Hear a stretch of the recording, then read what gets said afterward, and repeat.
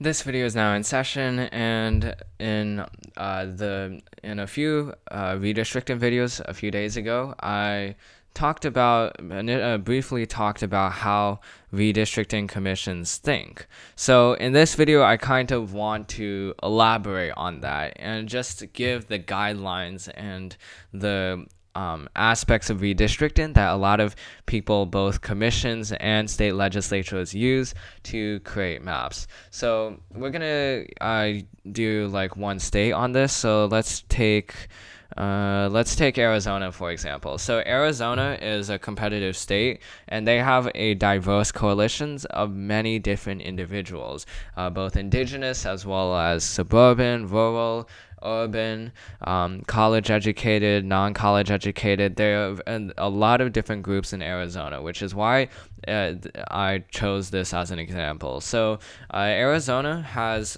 right now they have like 1, 2, 3, 4, 5, 6, 7, 8, 9 districts, and they are expected to not gain any district this year, and that's primarily because they didn't gain enough in population between 2010 and 2020 to warrant another district. But most likely next decade they will gain at least one district. So there are 9 districts. So how do you kind of portion these 9 districts? There are multiple ways you can do it. So first you can do you have to consider compactness. Compactness means in redistricting, it means a district that it's like a guideline where you have a district that doesn't extend its borders, overreach its borders by an obscene margin, by an obscene length. So, for example, we would say the 6th district is relatively compact because it's like a circle. Circles are the most compact districts possible, and it's kind of like trying to stretch out a rubber band. The amount of points you need to install on a rubber band to kind of hold it determines how compact it is or how uncompact it is. So for example, when it comes to the 6th district, you really don't need that many points. Maybe like you could draw 4 points and then extend the rubber bands around it. That's pretty compact. In fact, if you want to use your hands, that's all you need to use, and you've made a circle with that rubber band. But if you're doing something like the 1st district, it's a lot harder to kind of do those minimal points for a rubber band. You have to make multiple points, like one here, one here, one here, one here, one here. You have a bunch of different kind of points, and because of that, you're essentially making a district that is not compact, that kind of has a very big area, but not only that, is pretty odd in shape. If you have like a rectangle, a square, a triangle, or a circle, if you have those kinds of polygonal shapes, those regular polygons, then they're pretty compact districts. But if you can't make those regular polygons, then you don't have a compact district. And that's what applies to the 1st district, which is not really compact at all. So that's one consideration to make. The reason why that matters, consideration matters, is because when it comes to compact districts, it usually means that you're satiating other aspects of redistricting, aspects like communities of interest. And that's a specific thing we talked about in how commissions kind of make their maps. So if we go over here, the Google Maps has a more detailed version of how this would work. But essentially, communities of interest are communities that have a similarity to one another. So for example, 2 Hispanic neighborhoods combined together, that's a community of interest because their similarity is that both of them are majority Hispanic. Another community of interest is related to income levels. If you have 2 communities with similar income levels, you compare them together and say that they have a community. It's a community of interest. You could even say businesses, what kind of industries there are, what kind of setting is it is. Like, is it rural, suburban, or urban? You could also say how competitive it is. That's actually a completely different criteria, which we will go through soon. But there are many kinds of similarities you could make between two communities to combine them to make a community of interest. So, but the important part about that is it kind of dictates what kind of legislation gets passed. If you have a suburban community, or if you have multiple suburban neighborhoods paired together to create one district, then you're bound to have a representative that represents those suburban communities and advocates for suburban causes, for issues like crime and as well as income level, more middle class issues that suburbia tends to encompass. Meanwhile, you could have an urban district that has a community of interest because everyone in there lives in an urban city like Phoenix.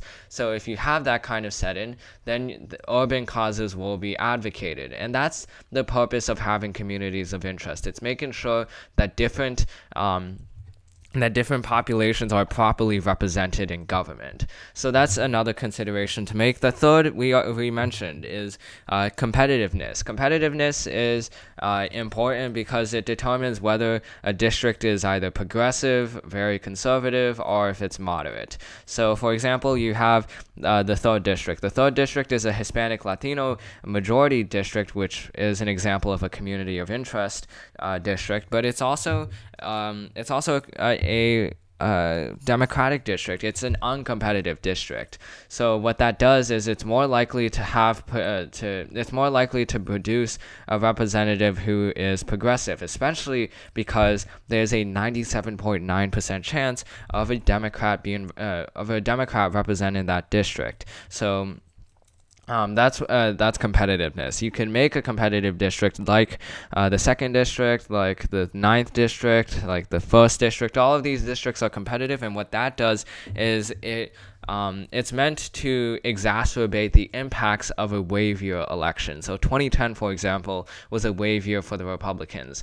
So imagine if we emphasize competitiveness. You would have this many competitive seats. Okay, this is not really the best example. Let's go to Nevada. So you have 3 competitive seats right here. They're all competitive. So if there is a wave election like in 2010, there are 4 districts, not 3, but if you have a wave election like 2010, then all of these seats will flip for the Republican Party, which means that the Republicans will have an outsized influence during a wave year. And meanwhile, if you had an election like 2018, then you would have every representative district most likely represented by a Democrat. So that's what competitiveness does. It makes it gives opportunities for parties to flip many seats, and there are both pros and cons for that. So that's a third consideration to go through.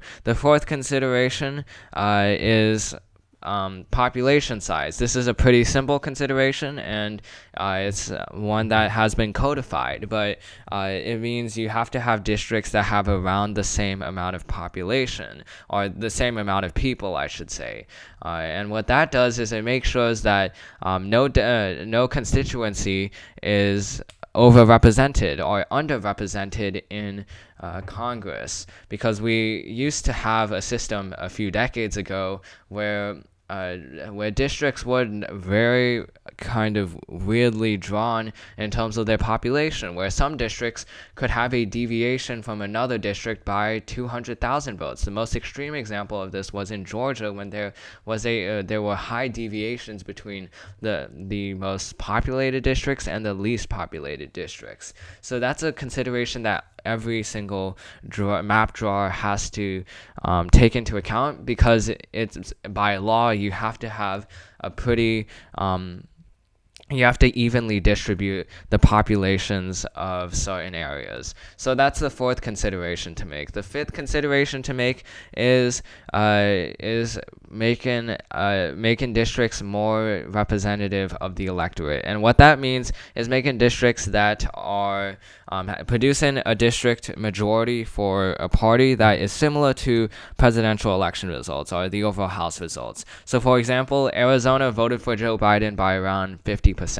So if we kind of translate that to House maps, then what we should have is a 5-4 majority for the Democrats or a 5-4 majority for the Republicans. That is a consideration to make, because what it does is it makes a map that evenly matches the partisanship of a state. Now, this is not codified. This is not by law. You don't have to make districts that overall have around the same margins as a presidential election.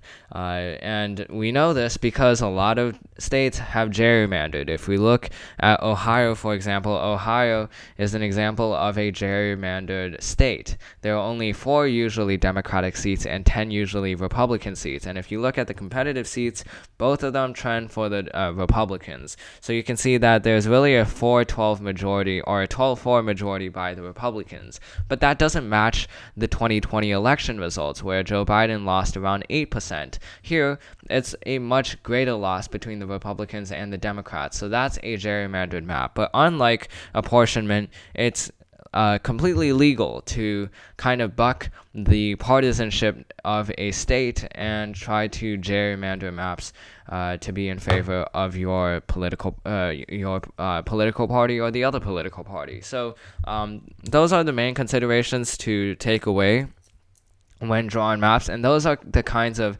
aspects that map drawers use to create fair maps. Now, there are a bunch of other considerations to make that we haven't mentioned, but those are just some of the most important ones to note.